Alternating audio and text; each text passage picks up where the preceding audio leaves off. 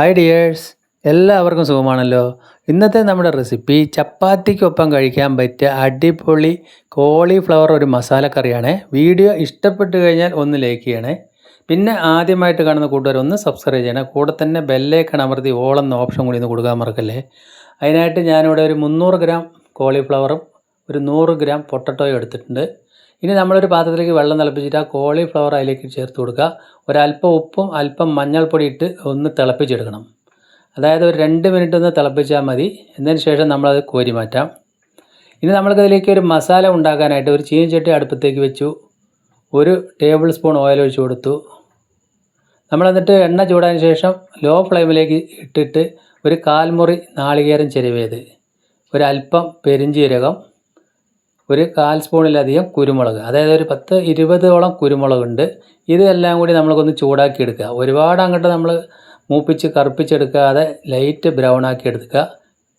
അതിലേക്ക് ഞാൻ ഒരു 1/4 സ്പൂൺ കൂടി ഓയിൽ ഇപ്പോൾ ഒഴിച്ചു കൊടുത്തു.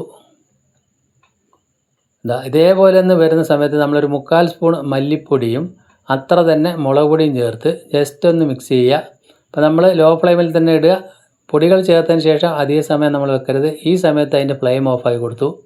ഇനി നമ്മളതൊരു മിക്സിയുടെ ജാറിലേക്ക് ഇട്ടിട്ട് ഒന്ന് അരച്ചെടുക്കണം. വെള്ളം തൊടാതെ തന്നെ അരയ്ക്കണം. അപ്പോഴാണ് ആ കറിക്ക് ടേസ്റ്റും ഭംഗിയെല്ലാം ഉണ്ടാവുക. ഇനി നമ്മൾക്ക് കറി ഉണ്ടാക്കാനായിട്ട് ഒരു കടായി അടുപ്പത്തേക്ക് വെച്ചു. 1 ടേബിൾ സ്പൂൺ ഓയിൽ ഒഴിച്ചു കൊടുക്കാം. ഓയിലൊന്ന് ചൂടായി വരുന്ന സമയത്ത് നമ്മൾക്ക് സവോള, അതായത് ഒരു 1/4 മുറി സവോള അല്ലെങ്കിൽ ഒരു മീഡിയം സൈസ് സവോള ഇതേപോലെ പൊടിയായി കൊത്തിയരിഞ്ഞ് ചേർത്ത് കൊടുക്കാം. എന്നിട്ട് നല്ലതുപോലെ ഒന്ന് ഇളക്കി കൊടുക്കുക. ഇനി അതിലേക്ക് ഒരു വലിയൊരു തക്കാളി, നല്ല പഴുത്ത തക്കാളി, അതും പൊടിയായിട്ട് തന്നെ കട്ട് ചെയ്ത് ചേർക്കണം. എന്നിട്ട് രണ്ടും കൂടെ നല്ലതുപോലെ ഒന്ന് വഴറ്റി കൊടുക്കുക. ഇനി നമ്മൾക്ക് അതിലേക്ക് വേണ്ടത് 1 ടേബിൾ സ്പൂൺ അളവിൽ ജിഞ്ചർ ഗാർലിക് ചതച്ചതും കൂടി ചേർത്തു. അതുകൂടി ചേർത്ത് നല്ലതുപോലെ ഒന്ന് വഴറ്റുക. അപ്പോൾ നമ്മളതൊരു 1-1.5 മിനിറ്റോളം അതൊന്ന് വഴറ്റി കൊടുക്കുക. ഇതേപോലെ വഴന്ന് വരുന്ന സമയത്ത് ഒരു തണ്ട് കറിവേപ്പില അതും കൂടി ചേർത്ത് കൊടുത്ത് ഒന്നുകൂടി വഴറ്റി. ഇനി നമ്മൾ നേരത്തെ എടുത്ത് വെച്ച കിഴങ്ങ് അത് ചേർത്ത് കൊടുക്കാം. അതുകൂടി ചേർത്ത് ജസ്റ്റ് ഒന്ന് വഴറ്റുക. ഇനി അതിലേക്ക് ആവശ്യത്തിന് വെള്ളം ഒഴിച്ച് കൊടുക്കുക. അപ്പോൾ നമ്മൾ ഈ കിഴങ്ങ് വേവാനുള്ള ആവശ്യത്തിനുള്ള വെള്ളം എന്തായാലും ഒഴിച്ചു കൊടുക്കണം. ഇനി അതിലേക്ക് അല്പം ഗരം മസാലപ്പൊടി ചേർത്തിട്ടുണ്ട്. ഇനി കറിക്ക് ആവശ്യമുള്ള ഉപ്പും ചേർത്ത് കൊടുക്കാം. അപ്പോൾ നമ്മൾ കോളിഫ്ലവർ ബോയിൽ ചെയ്യുന്ന സമയത്ത് ഉപ്പ് ചേർത്ത് കൊടുത്തിട്ടുണ്ടായിരുന്നു. ഇനി ഇതൊന്ന് അടച്ച് വെച്ച് ഒരു 5 മിനിറ്റ് അടച്ച് വയ്ക്കുക.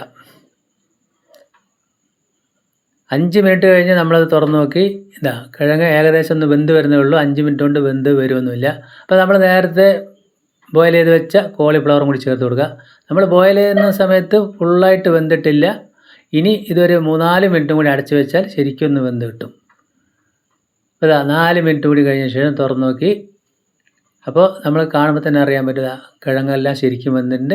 അപ്പോൾ കോളിഫ്ലവറും ശരിക്കും വെന്തിട്ടുണ്ടാവും. ഇനി അതിലേക്ക് ആ മസാല അരച്ച് ചേർത്ത് കൊടുക്കുക. അപ്പോൾ ഇതേപോലെ നിങ്ങൾ കോളിഫ്ലവർ മസാല ഒന്ന് ചെയ്ത് നോക്കണേ. അല്പം പൊട്ടറ്റോ ഒക്കെ ചേർത്ത് തേങ്ങയൊക്കെ ഒന്ന് ഇതേപോലെ സിമ്പിളായിട്ടൊന്ന് വറുത്തരച്ചിട്ട്, അപ്പോൾ അതിലേക്ക് പെരിഞ്ജീരകം എന്തായാലും ചേർത്ത് കൊടുക്കുക. നല്ല രുചിയാണ്. ഇപ്പോൾ ഗ്രേവിക്ക് ആവശ്യമുള്ള വെള്ളം കൂടി ഞാൻ ചേർത്ത് കൊടുത്തിട്ടുണ്ട് ആ മിക്സിയുടെ ജാറ് കഴിയുന്നത്. എന്നിട്ട് നമ്മൾക്കിതൊരു 1-2 മിനിറ്റോളം അതേപോലെ ഒന്ന് തിളപ്പിച്ചെടുക്കുക. നല്ലപോലെ തിളച്ചതിന് ശേഷം നമ്മളൊന്ന് ലോ ഫ്ലെയിമിലിട്ട് ശരിക്കും ഒന്ന് ചൂടാക്കി എടുത്താൽ മതി.